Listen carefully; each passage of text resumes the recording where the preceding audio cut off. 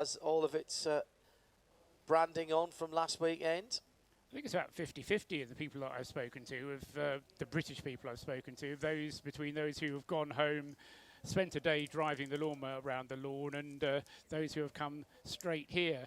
I think depends a little bit whereabouts in the UK people live, but I spoke to Darren Turner, who unfortunately got home earlier than most of us because his car didn't get to the end of the Le Mans 24 hours, so he headed out pretty early. Spent Monday driving the lawnmower around the lawn to take it out on the grass rather than the Aston Martin, but he's back here now and thoroughly looking forward to another go in the Aston Martin at Le Mans. Unfortunately, only GT4 Aston Martins here at the Nürburgring this weekend, but well, that follows the protocol of what Aston have done in the past, where they've introduced new versions of cars. The GT4 tends to come here first, and then the GT3. And this is not official. I am not speaking for Aston Martin, although we'll get Andy Palmer and David King in, I'm sure, at some stage over the weekend to tell us about next year. Lots of exciting news from Aston, and if you stay tuned to RS1 and RS3 as well, you'll have the opportunity to hear them talking about the LMP 2020 regulations. We were the first interview last Friday when the announcement was made by Aston Martin and Aston Martin Racing of their Valkyrie heading to LMP 1 2020. But the protocol in the past, Paul, has been that it's been GT4 first, with a little help from some of the works drivers, handed into the customers' hands, sort of proven here first. Next year, I see no reason to disbelieve the fact, or not to expect, should I say, that we'll get the GT3 car in the top class, going for an outright victory. Absolutely. Unless, of course, they bring a Valkyrie and stick it in, or a Vulcan and stick it in XPX. Yes, I mean, one thinks of the phrase prototype in the original version of the word prototype rather than the kind of LMP version of the word prototype, because that is exactly what Aston Martin is doing. I think it would be good to get Chris Goodwin up at some point, be able to talk to him about what he might know or what he might be prepared to tell us about driving Aston Martins of various sorts. I spoke to him briefly yesterday, and the breaking news that he gave me was that Chris Harris, who is supposed to be on the entry list for the Aston Martin that he shares with Chris Goodwin, he's not. No, too busy filming. Well, yes, and in a way, understandably so, because that is Chris's full-time job, and although he quite enjoys driving around the Nürburgring, I suspect that he'll get far better rewarded for doing the work that he does for Top Gear. But as I say, Chris Goodwin, no longer young Chris Goodwin, but is nevertheless still very, very active. In fact, probably more active now in car racing terms than he has been for many, many years, having had success on various stages over the years. So the clean-up continues as we wait to hear what's going on. Have we actually got a green flag? I think we have. Yes, we have, in fact. We have got a green flag, so cars have trickled out of the pit lane. Now, we would have been able to see that if we'd been in our old spot, but we can't here because we're at the diametrically opposite end. There's the Unimog coming back into the old pit lane and various other vehicles. Now, I can see that, and now we have a trickle of cars out of the pit lane. I've got a green flag just there, John, if you want to see where the green flag comes up. All right, thank you. That worked well on radio. Paul pointing to a screen to my left. So we've already, Johnny Palmer, had a minute of what appears will remain the 100 minutes of this combined 3 practice session. First qualifying to come later this evening. Yeah, that's good, isn't it? So we don't get any time eaten away, thankfully, although we are starting 25 minutes later than planned. But presumably there is some catch-up time built into the timetable. As I say, sharing with the World TCR Cup and the One Make Safe Art Audi R8 Cup, but 2 sessions. I suppose the option is that the day runs slightly later than planned, and then that eats into the 3-hour qualifying session that we have later tonight. Maybe there'll be a decision taken depending on how the other sessions go, but it will mean that the lunch break for marshals might be a bit squished as a result of this. Although, mind you, we were starting at 1:20, so probably already had the lunch break, in fairness. Cars now, an engine. Reaching the end of the Grand Prix Strecke to either turn left and head straight onto the hats and back. That's the route for the brave. Or they'll take the right-hander, which is the back door to the pits. Of course, if you do that in the race, then the first bit of the lap that you've just done doesn't count for anything. Just let's revel in that engine noise as they come round the back of the studio. I can actually hear that. That's good. Very good. Slippery surface flags being shown out at the run up the hill past Flugplatz. I think that's where that was. Quiddelbacher Hohe. 79 that was, yeah, just before the second intermediate section. Just getting all of these cars, Johnny Palmer, out of the pit lane is an exercise, all at the same time here, is an exercise in logistics in itself. And anyone who comes straight back in the pit lane is just going to join a huge traffic jam of people who are still trying to get out. You might as well go on to the Nordschleife. True, because it's going to be horrendous in the pits, although I'm not sure the option's there to actually dive into the pits right now. No, it might be, but also there's that lane which is the central lane, effectively, which will be removed in time for the race. Yes. And that central lane allows you back onto the Grand Prix Strecke without visiting the pits. The 911 numbered Porsche is out on track, looking like that car is on Michelin tyres. Yes, it is. And that's the Elbaumer Michael Christensen, Kevin Estre and Laurent Vantor car, which took pole position last year, but then didn't take the win. If you remember, the 911 packed up very, very early in the race. The 912, though, was a sublime run to the checkered flag. Simon Hoff says, no problem with the double header on 24-hour races, but can we please move Croft BTCC for the week before Le Mans, now that I've swapped my local circuit from Silverstone to Croft? Yeah, true enough. Now, just saw an interesting one there. It'll be Alton Park as a clash next year for touring cars, so you should be fine. Yeah. Good morning from Virginia, says the sometimes grouchy guy. I'm just outside Washington, D.C. Thanks for making the morning commute better. Love having weekday morning sessions. Best drive time radio, the fastest drive time radio on the planet, I would have thought. And probably just, there may actually be worse traffic here than sometimes, GG, than you have got heading into D.C. Nice part of the world there. Be there later on in the year. Always like to fly into DC when I'm going down to Virginia. Take the Virgin flight, pick up an Audi, and do the drive down some of the back roads down to VIR. Come and see us in IMSA, sometimes grumpy guy. We've got 2 IMSA races coming the next 2 weekends. Sailing 6 hours of the Glen plus all their supports, and then up to Canadian Tire Motorsport Park the weekend after. That would make it 4 live weekends in a row. And in fact, it's 4 live weekends, but 5 events in point of fact, because we've got the Creventic Hankook 24 hours from Portimao coming up, haven't we? Yes.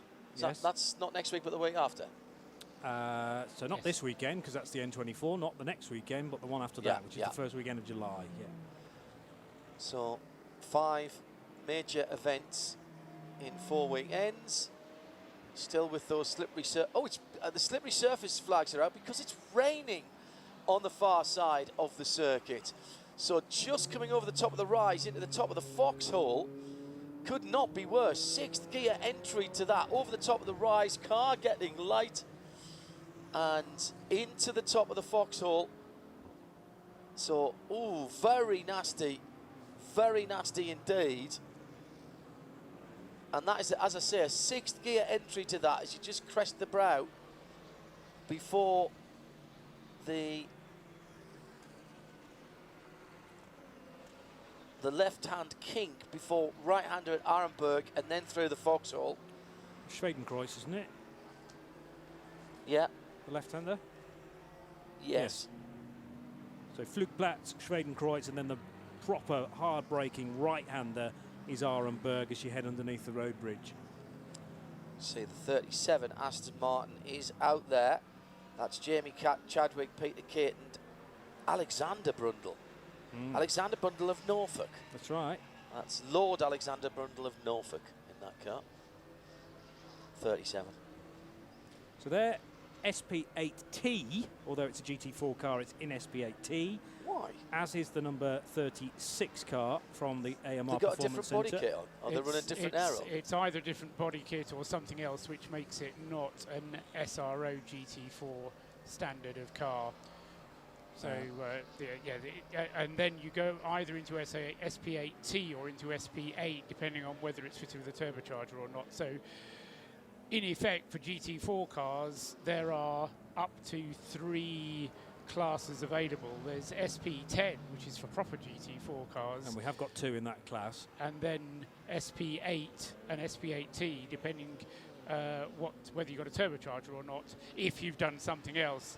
For example, I saw an Audi R8 GT4 car in the garage last night. I can't remember which team it was, but it was fitted with a GT3 rear wing.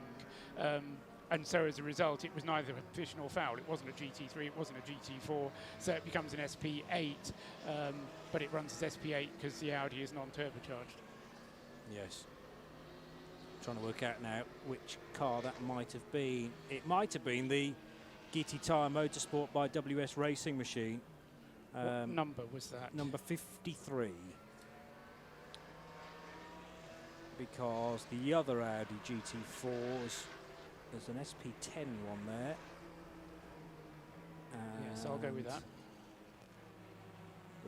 There aren't actually that many GT4 spec Audis in this year's race. I think it's only 2, and one is in SP8, the other one's in SP10. The weather does look particularly threatening, and the wind has picked up out on the circuit. Dries Vanthoor heading down the hill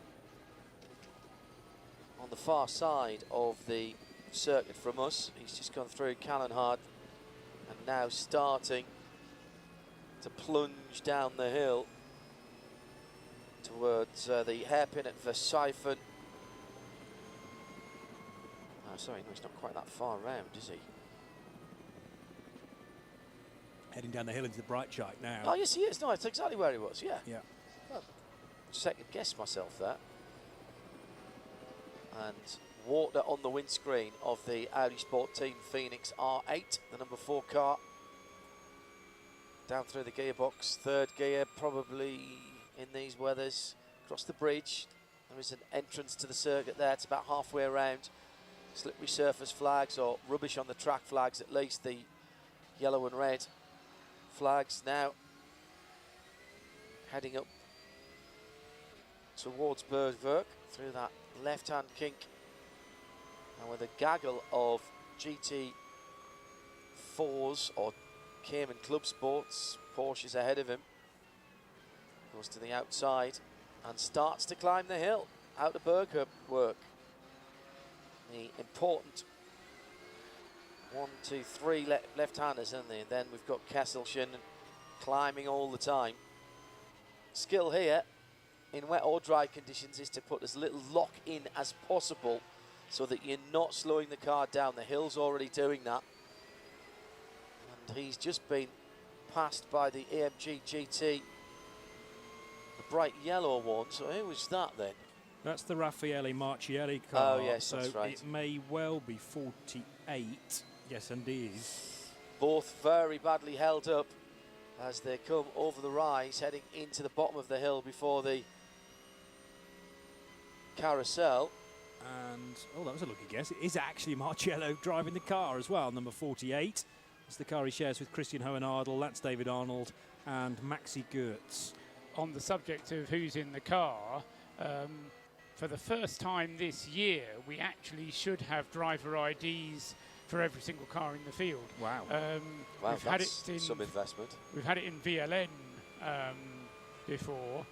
We had it in the qualifying race, but this is the first time that it actually is in play, in practice, for the whole of the 100 and... But only 3-letter acronyms on the screen. Which is going to keep us on our toes, isn't it? Somewhat pointless, really, isn't it? Yes. Hopefully I'll be able to provide a screen which gives us more than that, so we can discuss that. This is why I have free practice, Steve, excellent. so we can configure things to our liking. But Yeah, they all have now a driver ID. There's also GPS in every single car, which enables race control to work out where the cars are, and is one of the many parameters that goes into deciding who gets into the top qualifying. They use sector times. If you're on the live timing screen that's provided by the 24hrennen.de website, then you can see the 9 sector times which are made available to the public. But I understand that for deciding who goes into the top qualifying, the organisers look at the best theoretical lap time based on 42 sectors, which is what the organisers have available to them, plus GPS. Hello to Dr. Daniel. Brilliant stuff across the weekend with the IKEA sofa, the Rebellion IKEA sofa across the weekend. Hashtag N24RSL. Odd coincidence, says Doctor. I've just got home from my job in London at the same time as the N24 practice has started. Now that at my desk, there appears to be a problem with incoming calls. They're just not getting through. Good news for fans of the Foxtail, it's back. And Manta Foxtail has its own Twitter feed, of course. Flap, flap, flap, flap, flap, flap, flap, flap. Bit concerned when I got a follow from them. Yeah, me too. I don't have very many. Yeah, well, there's good reason to follow you. You can tell them things. They were listening to Midweek Motorsport last night. James Hewitt has used the hashtag N24RSL. Said from the entry list, one of the 2 GT Audis is down as an R8 LMS GT4, the one with the bigger wing and more power, an R8 LMS BE. That's exactly the one which is the bigger engine. In the SP8 class, yes. Yeah, bigger end plate, bigger engine. Not sure. Matt Briggs says, I'm holding out hope that Le Mans and the N24 won't be on the same day in a couple of years' time. Can't see it being helpful for either. I'm assuming you're planning on commentating on both simultaneously, though. Don't know how we'll do that because the Le Mans 24 is such a big commitment and we take so many people to it. I'm not sure that we'd be able to do it. That is 2022, isn't it, that they clash? Although Le Mans hasn't announced officially the date. Correct. So we're just using past performance to assume when the Le Mans 24 Hours is going to be, and it could be that the ACO decides to put it down on a different date. Yes, in a financial services style disclaimer, we should say Le Mans 24 Hours dates can move backwards and forwards in the year. So just on the hour, right, that means they've cut some time out, doesn't it? Yep. Because we've not had 40 minutes. So that has just dropped down to an hour. So we're back to roughly where we would have been. And it's a bit disappointing that, because the issue with getting this session underway was caused by an errant World Touring car, and we're defaulting to get the World Touring car next session underway at the right time. I think they should have lost some of their time. Problem for the number 22 Wochenspiegel Ferrari, not doing the VLN this year. They've gone over to the Hankook 24-hour series, and there's a tyre problem to the left front of that car, JP. Yeah, Hendrick's still driving the 22, and that's the one with the green door mirrors. There's also one with red detailing, so sort of the red lipstick along the front splitter and rear wing end plates and door mirrors, so you can tell the 11 and the 22 apart relatively easily. And that car now coming, thankfully this has happened on the Grand Prix Strecker, so it's not a case of having to trundle their way 25 kilometres home again. The car can just turn right out of the chicane and into the pit lane, so disaster striking, but in a good position on the track in only the first sector for car 22. One of the 3 Get Speed Performance Mercedes is currently fastest, though, that time having been done by Fabian Schiller, who pits, but it's a 9:13.667 for the German driver, joined by Marcus Paltala, Janine Hill and John Schaffner in that Pro-Am entered SP9 car. There's also problems for one of the BMWs, and that's BMW number That's 52, that's the I reckon. Zorg BMW 155. Oh no, it's the 52. Yeah, 52, which is the Team Speedline Racing. Yeah.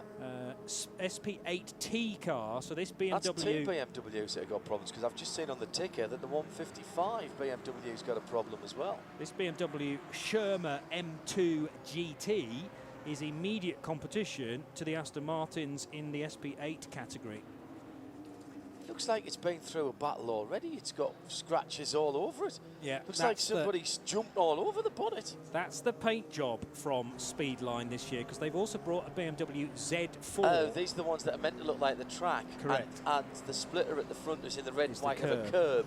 And the rest of it looks like it's tarmac. So it's not, in fact, someone that's jumped all over it. No. It's just different shades of asphalt. Well, I remember saying to Joe yesterday, I wouldn't fancy driving that car and losing it halfway around the Nordschleife, so you're facing oncoming traffic. There is a danger you'd just be driven over because people think that's the road.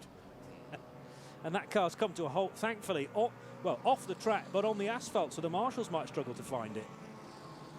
As one of the Aston Martins now works its way out onto the Hatson back, and I think that was possibly the Chris Goodwin car, which turns left and disappears then off into the country. As I say, SP8 and SP8T is where we find the GT8 and the GT4s respectively. The Chris Goodwin car is number 36. And on one of the sheets I had, Darren Turner was down to drive both of them. That has actually been corrected on the latest sheet. He's now only on one car. So Darren, DT, Chris Goodwin and Christian Gebhardt in 36, Jamie Chadwick, Peter Kay, Alex Brundle in 37. Alexander Brundle. Sorry. Lord Alexander Brundle of Norfolk. And the That's 35 what we're going to call him now. AMR Performance Centre GT8 is Marco Müller, Tony Richards, David Thelanius and Heinz Jürgen Kroner. If we keep calling him Alexander Brundle, he's going to think he's done something wrong, because he only gets that when he's been told off by his mum. Alexander Arbuthnot, not Brundle, what have you been doing? Rain having been reported, as you suggested, John, coming out of the Fuchsrohr at Ardenau Forst, at Kviddelbach, all the way to Breitscheid, and beyond Breitscheid going up towards Hohe Acht as well. And now rain as well at Bergwerk, so it's sweeping in, as it were, from west to east, or northwest, and sweeping across the northern part of the circuit. Nothing particularly heavy, although the forecast I saw this morning suggested that there were some heavy rain showers around for this area at some point this afternoon. But then that was the case for yesterday as well, and we practically got away with it yesterday. But I think it makes life difficult, although it's important for the drivers to be out there getting laps in. It's probably needs to be on the radio to say you don't want to be pushing all the way around, just in case you get to one of these wetter areas. Although from what you were describing, JP, the marshals doing the jobs and holding out slippery surface or red and yellow striped flags to indicate to drivers what might be just around the next corner. I think a prospective fastest lap of the session thus far in Prospect. 9 minutes 03 is the time to beat at Done by the moment. Lexus. Done by the Lexus. We should mention the Lexus RCF GT3. Bando Racing with Novell Racing. That was a Dominic Farnbacher time. But is the more green of the two Grello Porsches from Manthey Racing about to go top? Yes, it is. Nick Tandy doing an 8:39.233. So that's 24 seconds quicker than the time already set by Dominic Farnbacher, who pits at the end of the Grand Prix Strecker. 54 minutes still to go. Nikolai tweeted in using the hashtag N24RSL, cleaning and shining cars with the noises of the Nürburgring in my ear. And Darren Pullen is detailing a Sunbeam Tiger in his studio as well. Bright red, that is. Sunbeam Tiger. That's absolutely lovely. It's a car that I hadn't even thought about for quite a few years. Yeah, big V8, done by, going back through the years, it was a Ford V8 in that car. When Chrysler bought the Roots Group, it had to go, which was a shame, because the man behind it, who was the man behind the Cobra? And that was? Mr. AC?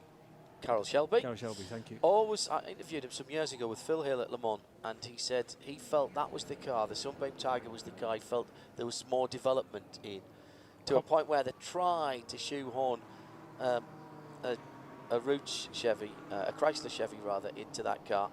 Cobra or Cobra? Cobra. Interesting. Cobra. Nick, you say Cobra, I'll say tomato. That's fine. No, I don't have. I'm not correcting you at all, John. No, I know. I was just interested. Nick Tandy's bringing the Porsche in through the back entrance of the pit lane, having done that 8 minutes 38 on his last lap. So 8 minutes 39. 8 minutes 39, sorry, because I'm failing to notice that the new fastest lap has just changed, Johnny.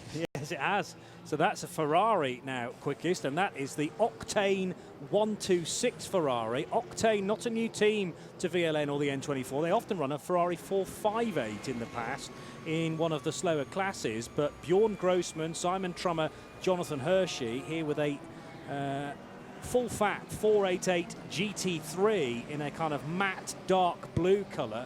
Looks great in the garage and looks even better when it's at racing speed, and that car now tops the times. Then there's another driver in there who is a certain Alexander Prinz. All right. Yeah, from so that's the Hoffa Kroll. Racing. That's the Kroll family. Well, Prince family technically, yes, but Chantal Kroll marrying into but I family, think yes. he's married into the Oh, Krolls, hasn't he? Is really? it happened that way round? Yeah, of course it has. You've got to be pragmatic about this. This is for you from Corey Marvin using the hashtag N24RSL. How many SP9 class cars have there been entered this weekend, JP? 34 SP9 Excellent. cars. Darren, who was listening to the Midweek Motorsport podcast, is now sitting in traffic in Brussels, but he's listening to us live there. Haven't we all? Just to Never come to Brussels. Always go the southern route. Never go through Brussels. Depends where you need to get to, John. If you need to get into Brussels. Well, obviously, if you need to get into Brussels, but yes. Otherwise, never travel through Brussels if you're not going to Brussels. Just trying to put the that times into perspective as the Bjorn Grossman Ferrari also comes back into the pits through the back entrance, having done his fast lap time. 8:38, the fastest lap of this session. Fastest lap in free practice last year, 8 minutes 26. So we're a bit off that, 12 seconds off what we had last year as fastest lap in free practice, but we still have another nearly 50 minutes of this session still to go. And of course, it is raining around various parts of the circuit. So I think we can keep our fingers crossed and maybe the weather will improve and that will enable quicker times. But I think overall it's certainly worth going to be getting faster times as far as you can.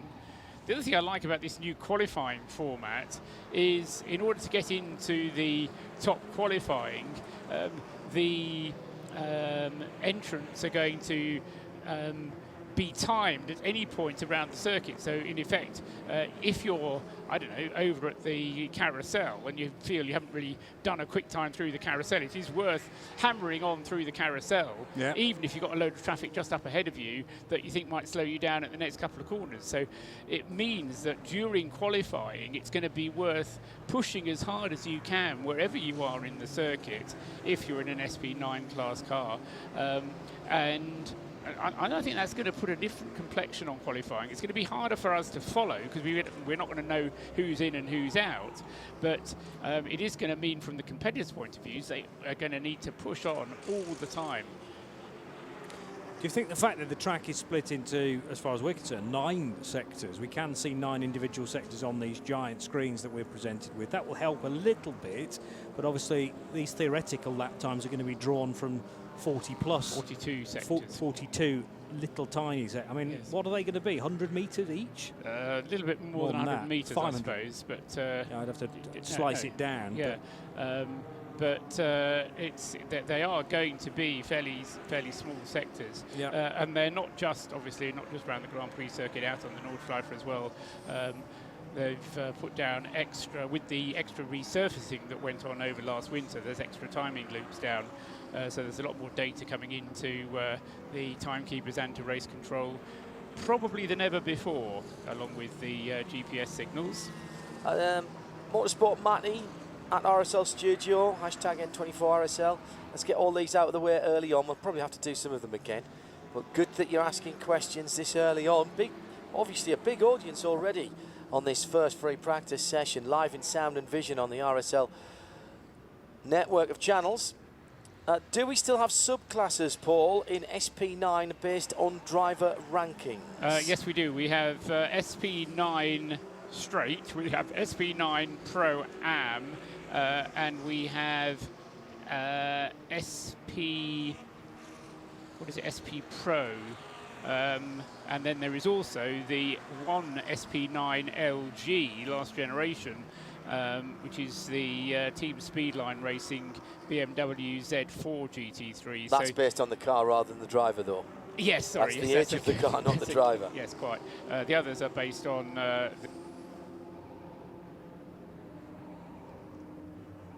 part of the reason for the new qualifying mechanism is to provide some additional motivation, if you will, for the Pro-Am class cars to enable them to get into the top qualifying, because currently we have only 2 Pro-Am cars in top qualifying, but another 10 or so potentially could get into top qualifying based on what happens, not in this session, but in a combination of tonight's session and tomorrow morning's official practice session, or official qualifying session, I should call it. So we should try and pick off some of the other classes. SP9s make up the first 15 on the timing screen. Cup X is the 16th quickest. Now that's normally a KTM Crossbow, and in fact it is. The 111 KTM Crossbow leads that. The 36 Aston Martin, Darren Turner's just pitted from SP8T, leading that category. SP7 is the number 69 Porsche, and this is all still inside the top 20. SP10 for GT4 cars, that is the Mercedes number 70, leading its class.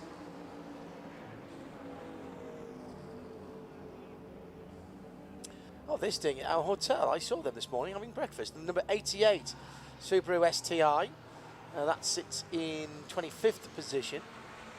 9:43, by the way. 9:41, the best lap. That's not hanging around, is it?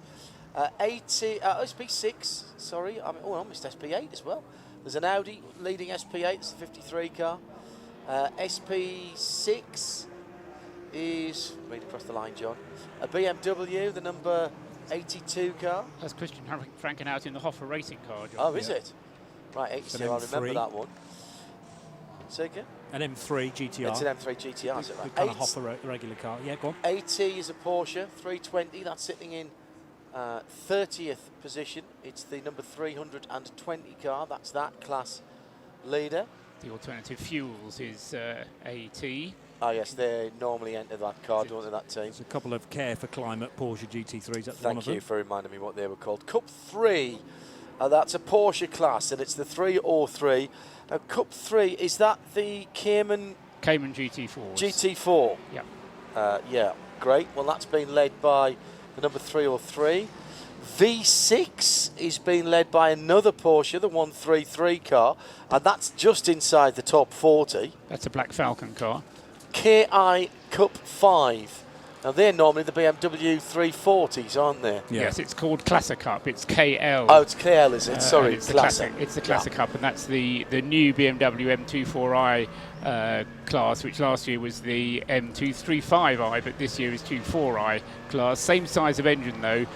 It's just a different branding, really, from BMW, with slightly bigger end plates on the wings. It's a Team Avia Zorg Rennsport car, the number 246, John. And they've actually optimised the engine tuning. They've got a bit more power out of that electronically, though, not by increasing the cubic capacity. V5 is a BMW. The number 142 car is in 46th position. We're going to have to split these up again, guys, when we do the hourly updates, the Hyundai hourly updates this year. I don't know how we're going to do that. V2T is the Hyundai. It is the Frank Engsley car, the 160. That's the i30, isn't it? Correct. We did have an i40 fastback. Oh, well, that's the i30 fastback. i30 fastback, sorry, yeah. Yes.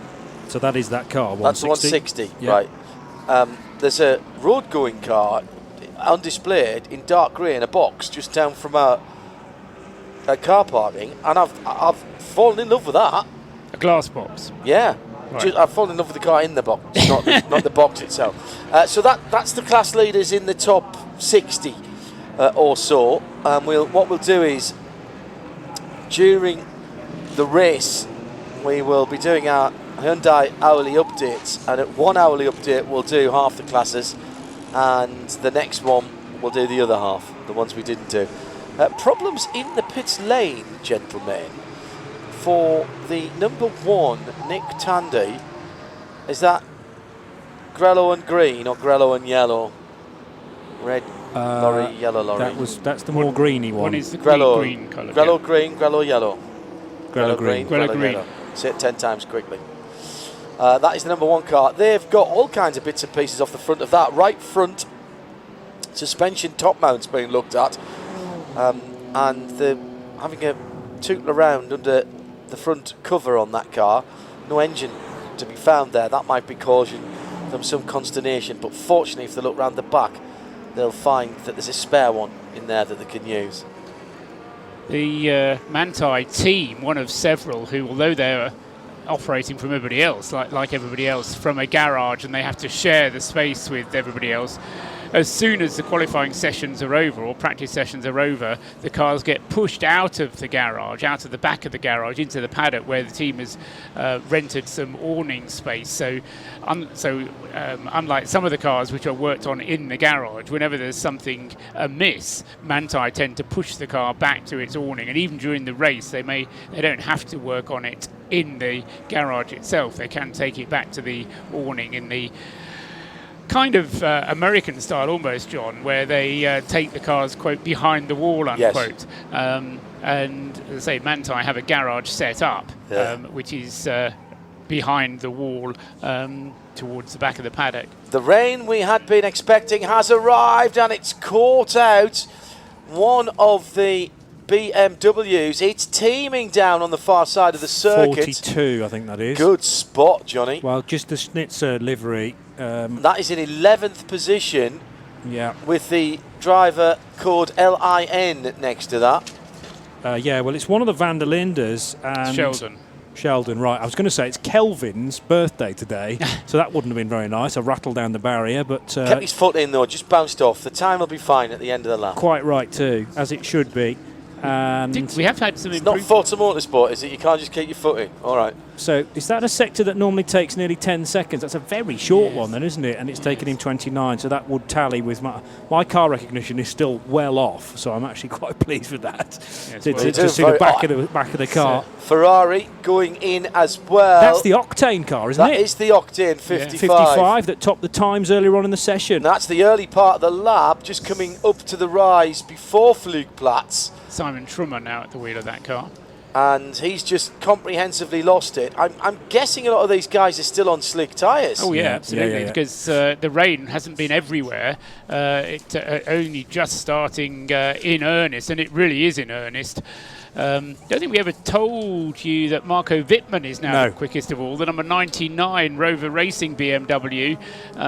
My tip for the race win, who knows? Marco Wittmann, number 99, 8:27.519 before the rain really started to descend. And also a fast time from number 17 is the Get Speed Performance Mercedes, and that was in the hands of John Schaffner. He's put in a time of 8 minutes 32.674. The other time, which has come in as an improvement, which we haven't yet told you about, is the number 98 Rover Racing BMW, which was Philip Eng. He's done a time of 8:33.715. So those times improvements just before the rain came down heavily. Meanwhile, on the circuit, 38k CMG just earlier up the track. Philip Vlasic at the wheel. Just earlier up the track, a little bit closer to home than where the Ferrari went off a few moments ago. That's coming up over the right. Yeah, it's Flugplatz is just round the corner. Fine. Flugplatz refers to the airport that's at the top of the hill, not actually getting airborne over the rise. And You'll have to tell everyone what Flugplatz means. it means airport. Thank you. Okay. They are slick Michelin tyres on the back of, well, on all round, one presumes, on the KCMG. It's huge fork lightning, and now the car's overheating because he's not getting any airflow through the radiators. that rise where they often see the, and in fact that's where the KCMG Nissan has lost it. Is that Kittelbacher Hohe, Paul, technically speaking? Yes, I think so. So and that's where that's another high section, as in Hohe Act is the highest Yes. bit of the track. Kittelbacher Hohe is the rise before the sort of double right-hander that then leads to Flugplatz, and that's actually the end of interval 2. So I'm still getting used to where these intervals fall around the track. But sector 2, effectively running from the braking area into the chicane on the Grand Prix track, up to then that double right-hander after that high point where the weight of the cars is completely imbalanced. And that is exactly where the Ferrari went off. But he just understeered off in that very fast, normally 4th, 5th gear, right 1, 2, almost a triple apex right-hander, whereas the Nissan didn't get that far. He lost it coming over the top of the rise and went off to the banged into the right and then went across the left-hand side for Philip Vlasic, the German from Bottrop, 32 years old, and yes, really struggling actually to, well, I would struggle to know which way the track went after I'd spun, because he went round 2 or 3 times on an ice rink there, and then you're trying to get obviously the car pointing in the right direction, trying to get your bearings, and the car is now beached on the grass, it would appear, or it's stalled because of the amount of water that is underneath it, both on the asphalt and the grass. I think he's overheated it. I think he's overheated it by spinning the back wheels up and not getting any kind of traction. Now he's got a little help from a GM, well, it's an Opel, isn't it? It's one of those Grandland X's or Crossland mockers. There is a code 60 in place as well. More fork lightning for those that approach this area. I wondered why one of the BMWs came flying over the hill and was totally the wrong side of the track, but everyone restricted to 60 kilometres per hour, or should be, on the approach to this recovery. And the big Nissan is now going to be, oh, the tow ropes. No, it's been detached, that's why. And the big Nissan fires back into life now, bringing a little bit of gravel and dirt on with it, but is now under its own steam and will tour through the code 60 and then back to the KCMG squad. KCMG, for fans of the World Endurance Championship, have had a couple of seasons in LMP2 in that. Richard Bradley used to drive for them and has driven these GT3 cars as well. Conversations being had down at Porsche. Kevin Estre, I think, pleased not to have been in his car at any point during this session. Yes. Laurent Vantor as well, scratching their head, thinking we can't do anything with this. Already we've had 40 minutes, or pretty much 30 minutes taken away from us because of a delayed session. And now this is next to being useless because you can't even keep the car on the track, let alone push for a simulated qualifying time. From what I can work out, still out there, I mean, an awful lot of people have just said, no, there's no point in going out at the moment. The number 55 octane car, as we saw that car going into a barrier, Philip Vlasic with the KCMG Nissan is still out there. The number 16 Mercedes from the Get Speed team, I think that was Renger van der Zande at the wheel of that, he is still out, as is Martin Tomczyk at the wheel of the Schnitzer BMW. It was Martin who I have down as being the current driver of the 42, although it may be that it went down as a driver change, because Martin Tomczyk was the one who set the time. You had it as Sheldon van der Linde, didn't you, Johnny, at the wheel of the 42 Schnitzer. I think it's probably Sheldon's outlap, therefore, on which he hit the barrier. Not too hard, but I think he'll have done a little bit of damage to the bodywork at the very least. Not the weather to be sitting outside at the moment, with lightning in the air and things looking rather grim. at the moment. Forecast is reasonably good for the weekend, though, he said, and boyishly optimistic. Good, excellent. The two forecasts that I've seen, one in actually on the Nürburgring's official website, which is based on the German weather forecasters, the other one on my own app, and talking to some people down in the paddock as well, suggesting that the forecast pretty horrible for today and tomorrow morning, but by the end of tomorrow onwards it should be dry and warm, if a little muggy. Tristan Fortier down at Brunchen. Lots of people gathered around there. He's driving the bright red Mercedes, or the AMG we should say, GT3, the number 16 Get Speed performance car. And he's taking things very easy, coming up to ice curve now. It looks like the rain's blown through that area, but I'll venture he's on slicks at the moment, Johnny, and struggling for a little bit of grip. It looks exceedingly greasy as he is surviving, I think it's fair to say, out there, rather than trying to put any time in right now. Yeah, definitely raining in the area that he's in. It looks, if anything, more greasy on line because cars have brought the wet weather with them into the drier parts of the track. Their tyres are still wet, of course, from other sections of the lap, and it's not a decision you can make straight away to switch to a different type of tyre from slicks to wets or vice versa, because you've got to wait till you get back to the pits, and that can be 20 odd kilometres from where you are currently. And also you've got to weigh up, well, is it raining on just, say, a quarter of the track, so therefore you've just got to keep the thing on the straight and narrow if you're on slicks, because the time you will gain on the drier parts of the track outweighs the chance of flying into the barrier down at Arenberg and into the foxhole. So as it stands then, it is the Rover Racing BMW GT3 that leads with an 8:27.5. That's the 99 car. Second place, Get Speed Performance AMG GT3, 5 seconds adrift. That's the 17 car. Then the 98 Rover Racing BMW in third. It's Philippe Eng behind the wheel of that. Then the Octane 126 Ferrari, although Simon Trummer has given his team a little bit of work there. Ahead of the number 1, the Porsche, the Manthey Racing GT3 Gen 2. Nick Tandy brought that into the pits.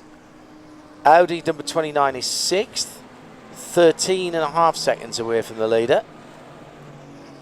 Then that was the Audi Sport Team Land 29 car, by the way. 7th is the 48 Mercedes from with Lance David Arnold, who had that car last. Very tight there. Condor Racing's Nissan 45 is in 8th. Top 10 made up by Christopher Haase in the 14 Audi team car collection, and then Get Speed Performance's second car, Tristan Gauthier, who's hit the wall of rain again as he's coming back towards us now. Just outside the top 10, in 11th, BMW Team Schnitzer's 42, Van der Linde behind that. We thought it was Sheldon Van der Linde behind that, who'd gone off on his outlap. Yeah, it is. Then the number 11, Wochenspiegel Team Monschau Ferrari in 11th position. Then Pierre Caffer is that behind the wheel of the number 4 Audi Sport Team Phoenix. Yep. Yes.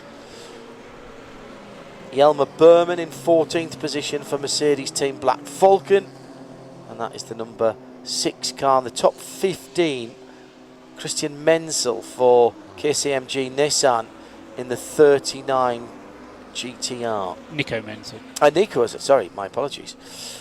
And he is exactly half a minute, or just over half a minute, away from the fastest time, which was set by that Rover Racing BMW. It's only a good time. You mentioned it a little while ago, John, from the KTM Crossbow. 18th place overall, Laura Kreihammer it is, who's at the wheel of the Crossbow, who was at the wheel of that car. A 9 minutes 21, but a half decent time there for the Crossbow in 18th overall. Yeah, very good.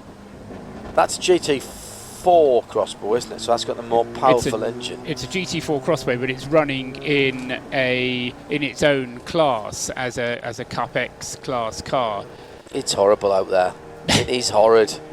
Guido Naumann for Hyundai Team Engsler in the 160 i30N Fastback is doing very well to stay on the track. He's heading up the hill now, about as far away as he can get from us, just through Kesselchen and close to Tal. And now at the bottom of the hill, before he goes up to the Caracciola Carousel. So a little over halfway around. Yuck. Yuck, yuck, and 3 times yuck. It's just a wall of water, isn't it?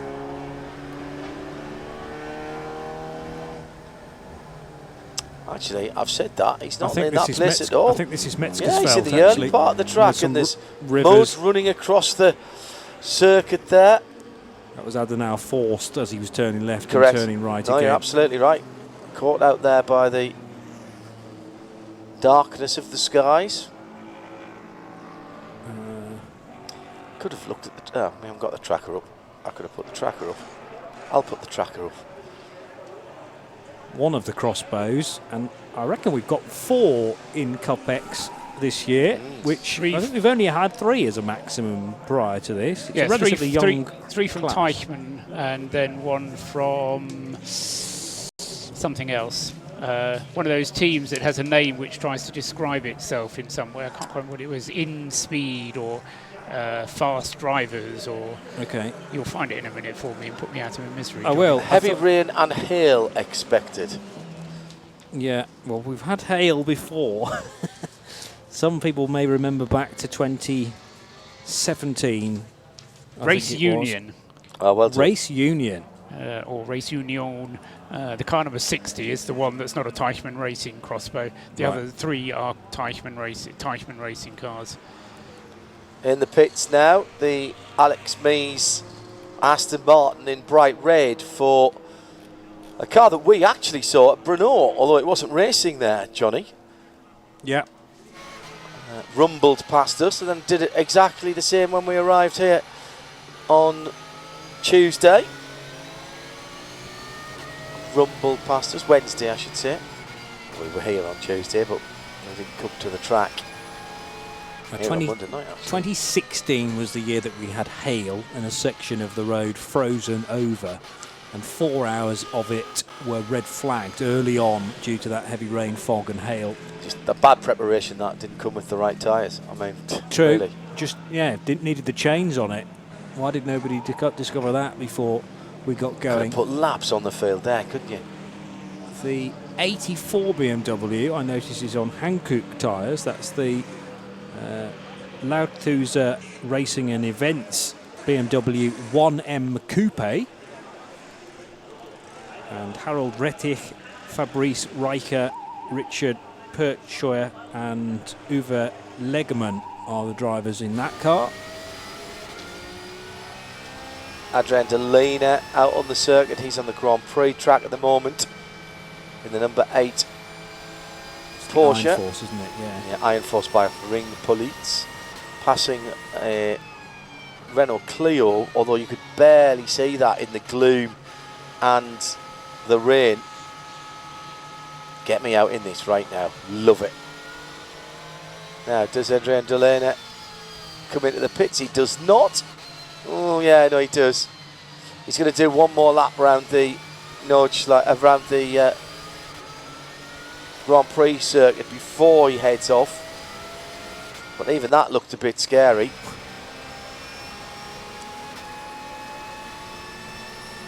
Down into the first corner, picking your braking point somewhere around the 2 marker. He's gone all the way off to the right-hand side, trying to avoid traffic. You don't want to put yourself in a situation whereby if you lock anything up, you're going to run into anybody. He's maybe just trying to get a little bit of heat into the wet weather tyres before he ventures out onto the Nordschleife. Johnny heading down the hill now. to the bottom of the Grand Prix circuit.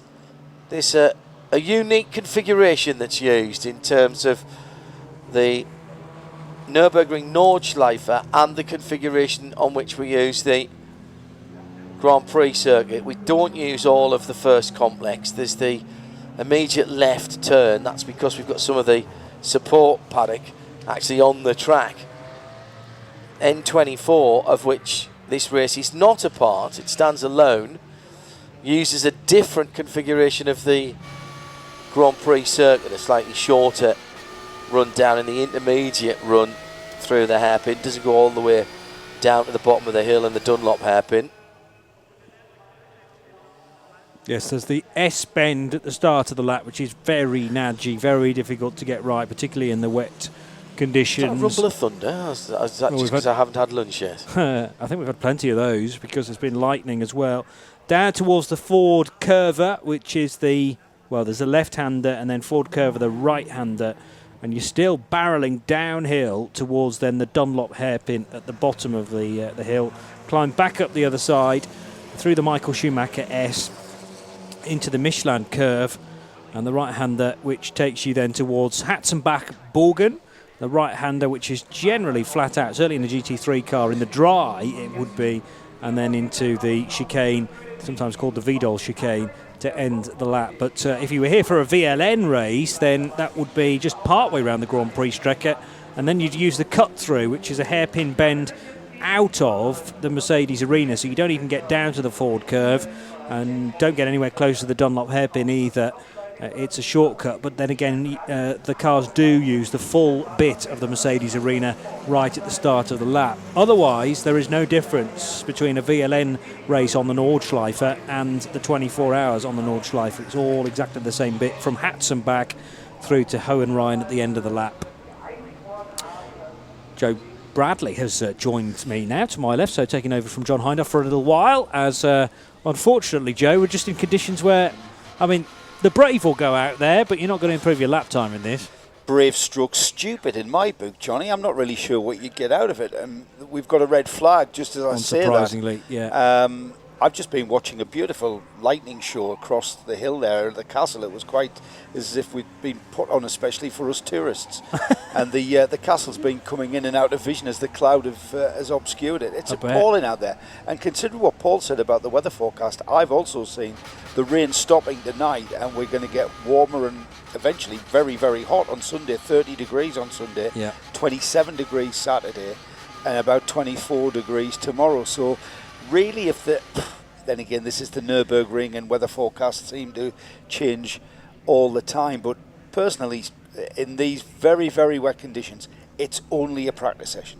We haven't got anything to win. There's no trophies at the end of it.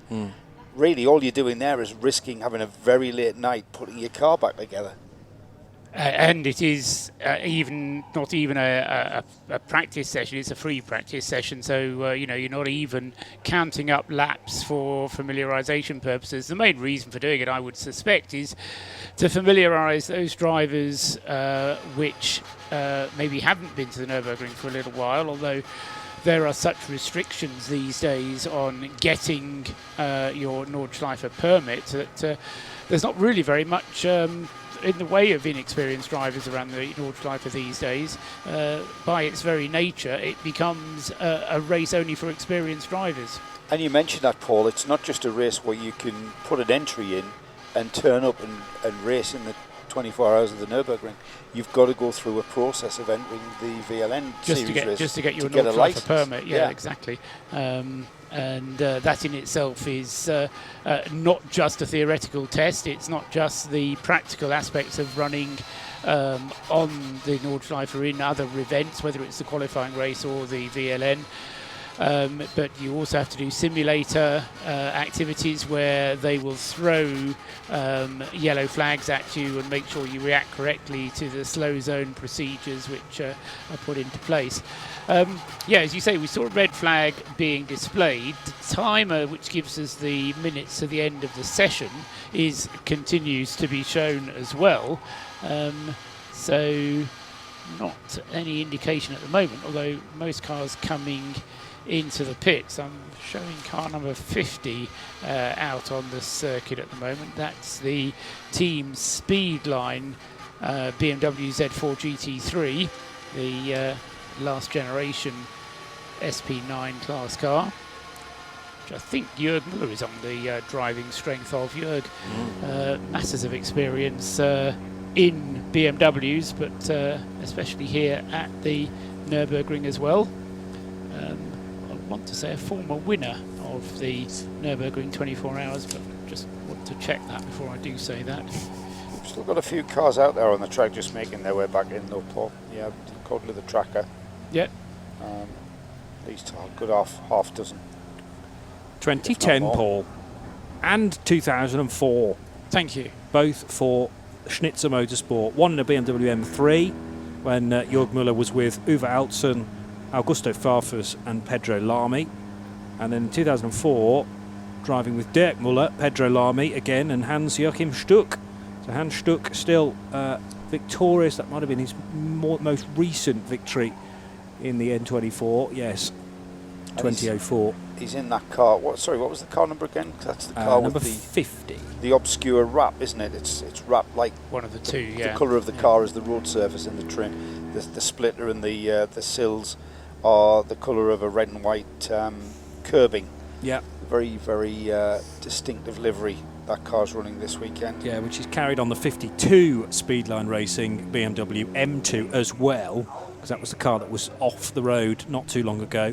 What I don't know is whether the 51 has it as well, because there are 3 Speedline Racing cars. I wouldn't be surprised if that M4 has it. Or was it off the road? Couldn't tell. Well, exactly, yeah. No idea, frankly. Easier to tell now it's raining, because it wasn't wet asphalt that was wrapped on that car. That's right, it's dry asphalt. Yeah, completely. Nice idea, but then you and I sort of stood there for a little while going, I'm not sure whether I actually like it, but it's very, very clever. I'm interested to see what it looks like. I've always had this saying, as long as your race car looks great from 10 metres, that's all you need to do. Get it looking great from 10 metres. When you get up close, it's all scratches and bits of tape here and there. Well, I'm looking forward to seeing what that car actually looks like on the track from a distance. And when it's 24 hours into the race as well, it probably won't show the scars quite as badly as some of the others in this race. If you're watching on the tracker, and I know Joe Bradley is up here, watching the cars coming across the start-finish line, they are receiving the red flag, but they're not going into the pits. And that's because there isn't a pit lane entrance available to them from the Dottinger Höhe. So if you're coming in off the full Nordschleife, you can't actually get into the pits there. You have to go around and do a lap of the Grand Prix loop in order to get into the pits. This is only for the practice session. Only for practice and qualifying, yes. Yeah. For the race, then you do come into the pits through there. The reason being that there is a lap of the circuit. As you come off the Grand Prix loop, there are three separate lanes you can get into. One is the pit lane entrance, one is the middle of the circuit, which takes you around the Grand Prix loop for a second time if you want to, and then the third one is to the left and takes you up onto the Nordschleife. Yes, but I've just been watching, Paul. They're only perceived lanes because I've just seen cars go on the right, looking like they're going to continue turning right onto the Grand, and they haven't. They've turned left to go out on the Nordschleife. Yes, and the car directly behind is turned right. It's like the Spaghetti Junction down there. When I say lanes, they are lanes that are in the regulations as to describe what goes on. But of course, because you've got cars coming into the onto the start-finish straight from the end of the Grand Prix loop from the other side of the track, it would be very dangerous if you had cars coming from the Nordschleife into the pit lane, because they would be having to cross the lane with other cars. So in order to stop that from happening, there is only one pit lane entrance, and it is following a lap of the Grand Prix loop that you come in. However, so everybody coming round and then coming back into the pits once they've done that single lap of the Grand Prix loop, and then we'll find out whether or not they're going to restart this session. But at the moment it's under red flag, and I don't know about you, Joe and Johnny, but I think actually if you put wets on, there'd be nothing to stop you going out, because yes, it's raining, but we've certainly had races, and I'm thinking of last year's restarted race when conditions were far worse. True, yeah. I'm not sure whether we've had a red flag because someone's gone off and we're we're dealing with that, or whether we've just put the red flag out because of the state of the track. We had parts of this track very, very wet indeed, and lots of aquaplaning. Some parts of this track are so fast, aquaplaning unavoidable, and I think that's why we've got the red flag, because we haven't had any other information. 13 minutes on the clock. Whether or not they're going to extend this session, I very much doubt it, to be honest, because we've got a relatively tight schedule. Yeah, we of have track activity today. And of course, they try. I think the idea was maybe to try and extend it beyond 2 o'clock, and then that was very quickly denied because the hour and 40 jumped from an hour and 30, I think it was, it had ticked down to all of a sudden 1 hour left. So we were back onto the original schedule. The time's still ticking by the way, even though we're under red flag conditions, because this session due to finish at 2 p.m., 3 p.m. local time rather. So that's just 12.5 minutes away now, and that is the time that remains on the clock. Between, therefore, now and then, there's another session to come for the World TCR Cup. In fact, their first qualifying session, which is due to start at 3:30. And that qualifying session is probably televised, so I'm thinking they've got to be done in order to get that on the TV in time. And remember, Johnny, it's not just about when the cars take the checkered flag. No, certainly not. It's gathering them all up off this 14-mile course. And the number 55 Ferrari, if you remember, but I'm not saying that patronisingly, I'm just reminding myself, was the car that started all this, the Octane car, which had the spin with Simon Trummer. Yep. That car is still being shown out on the circuit somewhere. I'm not quite sure if you can confirm that. What number are we looking at? 55, the Octane Racing Ferrari, which for a time was the fastest car in the session when Bjorn Grossman was driving it. Then Simon Trummer took it over, and I have a feeling he came to grief at the beginning part of the lap around Arenberg, and to my knowledge he hasn't yet made it back into the pit lane. So the red flag in force, but it certainly won't, the session won't be restarted until we get Simon Trummer's car back, although I suppose it could be just pushed back behind a barrier and brought back on the internal service roads. But the other one that still seems to be out there is the Iron Force car, Adrien Delena. Yeah, it's interesting, that car, because it keeps switching, or at least my information does, between Jan-Erik Schluten and Adrien Delena, and you know, the whilst it's out on the circuit. Indeed, the graphic in front of me now reads Adrien Delena, but if you check the same graphic about 2 minutes ago, it was saying Schluten. So okay. I think there's a bit of confusion about who is actually driving that car when it hasn't returned to the pits yet. In fact, it's trying to do that as slowly as possible under the red flag. Tell you what we could do, Johnny. We could check out the what the drivers look like and see if. True. All we've got is a view of the driver's eyes through the slot of his helmet. Yeah. So there's Adrien Delena, who I've just spotted. It could be him. Yeah. Across the eyes. Right. It could be him across the eyes. Yes, it could. Yes, it could. I'll wait for you to have a look at. 14 and 48 also being shown as out on the circuit still. Christopher Haase in the number 14 Audi. I would suggest it's probably not Jan-Erik Schluten. No, I think it's Adrien Delena. Good detective work there, Joe Bradley. Yep. It's Adrien Delena, therefore, to tour back to the pit lane. Now, considering, Paul, that this tracker is not, it can be a little bit behind. I've got the 008, the 05, the 54 and the 76. So the 8, sorry, the 008, the 54 and the 76 car still making their way just on the dotting the hole, from according to the tracker. I'm getting information on the ticker that this free practice session will not restart. Okay.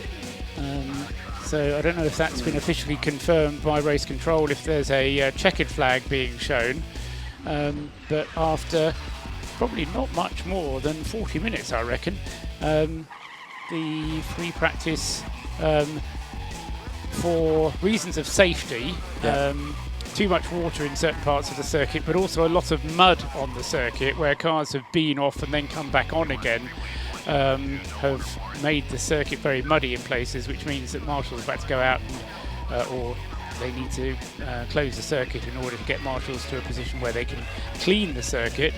But as a result of that, I feel we're not going to restart the session. As I say, that's a message on the ticker rather than from race control itself.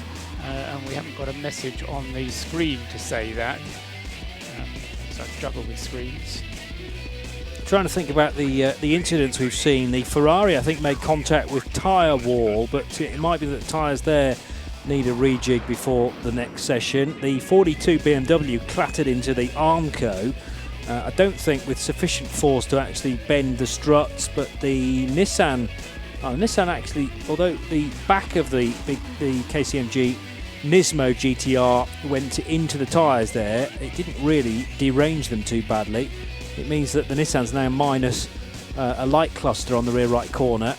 And actually the barrier stood up pretty well to Sheldon van der Linde's off in the number 42 BMW, so I don't think that is hampering us further in the session. But the combination of the wet weather and also the now very muddied asphalt, with cars going off and bringing wet grass and mud back onto the circuit, means that grip is at a real premium, and it was already pretty bad because of a couple of inches of rain that has landed on certain parts of the track, and so much so that is now being swept to get rid of bits of gravel, but also the surface water as well. The difficulty is the track's very narrow. You've got Armco barrier left and right, and it can start to almost create a bit of a flood in the very narrow sections. You've also got rivers of water pouring across the track at, where did I say that was earlier on? Metzgersfeld and similar places. Just confirmation from race control that the checkered flag has been shown, as well as the red flag, so we are not, it seems, going to be restarting this session. And that's a shame. Yeah. Well, I think there's a huge job list for most of the teams, Paul. They've got plenty to get on with, yeah. Absolutely. I did notice the number one, Porsche, just going through bedding and brakes and discs and brake pads, I should say.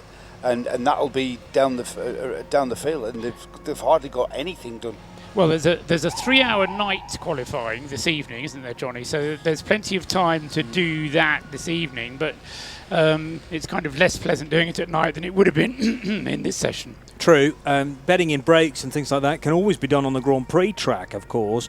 And I think almost before the red flag came out, plenty of cars were just doing that shortened version of the track, going through the tyres and going through again. I mean, we've seen, I remember in a VLN qualifying session before, cars just not venturing out onto Hats and back, just going round and round and round, getting certain things done for a 4-hour race that they could easily do without necessarily having to go out into the really tight and twisty bits of the Nordschleife itself. That's not an option when you come to qualifying, though, obviously, because you've got to get times in.